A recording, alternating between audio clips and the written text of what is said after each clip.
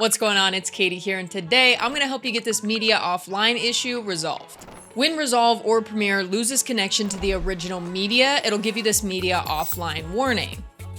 All that means is that you need to relink the original footage so that the software knows the new working path to go to.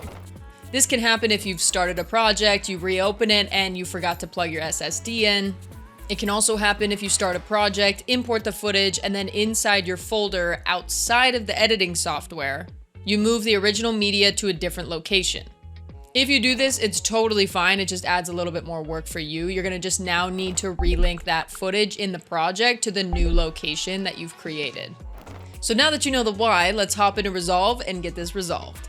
For video files, you can select all of the clips that live in the same folder on your computer. In my case, I'm just gonna select one.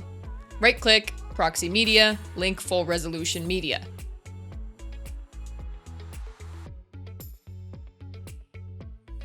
And now your clip is relinked. Relinking an audio file is a little bit different, and I don't really know why.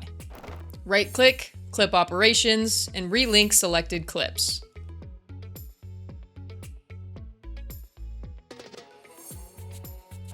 If you only want to remember one method, remember the one that I just told you with clip operations, because you can use this for video and audio files. Thanks so much for watching this video. If it helped you out, please give me a thumbs up and subscribe down below, and I'll see you next time with another tutorial.